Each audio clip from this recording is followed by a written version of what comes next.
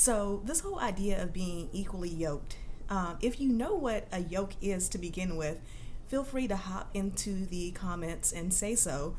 But I find often that, again, it's one of those things that we use all the time, but so many people don't understand the phrase. So to start with, you have to remember that biblical times, many people made their living by farming. So a yoke was like a wooden bar, and the bar held two animals together so that they could divide the weight of a load and carry it, and it wouldn't be as burdensome on one individual animal. And oftentimes we're talking about oxen here, and in that situation, when we're talking about equally yoked, we're talking about yoking two animals of the same kind together. So two oxen, two horses, two donkeys, and so on. Because if you have animals that are mismatched, then the weight gets carried funky. You have an animal that may try to move faster than the other, and it just becomes a hot mess. So with that in mind, the biblical reference that most people are talking about is 2 Corinthians 6 and 14. And in it, Paul is talking about not being yoked with unbelievers. So, of course, many people have taken this verse to talk exclusively about marriage and about dating and finding your partner. And I have heard all kinds of crazy interpretations of what it means to be equally yoked. Of course, there's the obvious talking about Christians dating non-Christians, but I have heard things such as, I am unequally yoked because my fiance and I are not the same race. I've heard that you're not equally yoked if you are two different denominations. You know, a Baptist and a Methodist are apparently unequally yoked. And people will use it to justify their own dating process. I hear from so many women who will say that they can't date this person because they're unequally yoked. And when I hear more, it comes down to just one or two slight differences. So what does it really mean to be equally yoked to someone? Because the cherished woman questions. The cherished woman studies to show herself approved.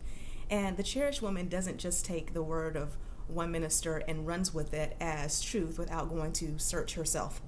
So being equally yoked, what it really means is being aligned with a partner. So when you and I work together and I help you find a man who is in line with your values, who you can date without feeling like you're compromising yourself, when you find that man, you want to make sure that your whole relationship is in alignment. And that doesn't mean that you have to have everything in common. I can think of some terrible examples. I am obsessed with one-hit wonders when it comes to music. And one of my favorite examples is the song Breakfast at Tiffany's by Deep Blue Something. It came out in, I think, the early 90s. And the whole concept of this song is this couple doesn't have a snowball's chance in hell of making it because they have absolutely nothing in common. And the guy, in this desperate attempt to keep the girl because she's a cherished woman and he knows a good thing, he says, well, what about the movie Breakfast at Tiffany's? The movie that came out in, I think, the 60s with Audrey Hepburn. And the whole song is about how they have that one thing in common, even if they have nothing else. Now, that would be an example of being unequally yoked because you have nothing in common with the person, so that can't be an aligned relationship. But when you think about what it means to find a partner who you are equally yoked with, I want you to think in terms of 3 F's. These are the 3 F's that you really need to consider. So one is your faith. And it is a big one because I can tell you from personal experience, back in my single season, I dated men who were not Christian, who were, say, Muslim, who were Jewish, and it is a hard road. It's not just about who you worship on Sundays or whatever day of the week. You're talking about whole different belief systems that affect where you spend the holidays, how you spend the holidays, what holidays you celebrate. It affects your family. It affects so many different aspects of your life that it is just a really long slog to deal with. All the power to people who manage to do that, but I strongly discourage it because it's just such a hard road.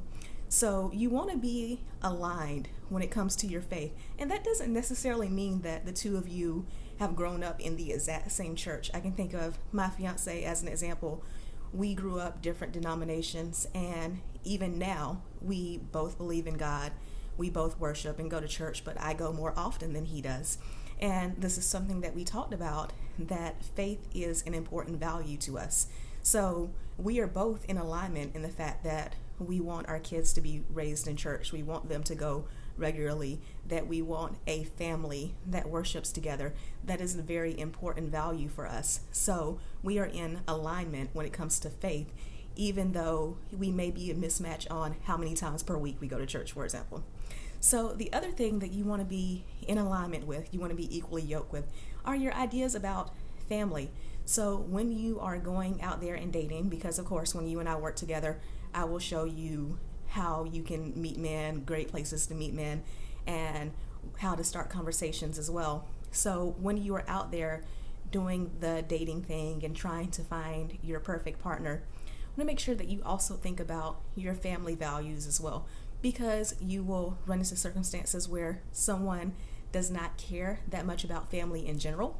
So that is going to be hard if you are very close-knit with your family, and going to see family on holidays, for example, is really important to you, and that person would rather just stay at home and keep it just, you and him and your kids, and that's it. That is going to be a problem.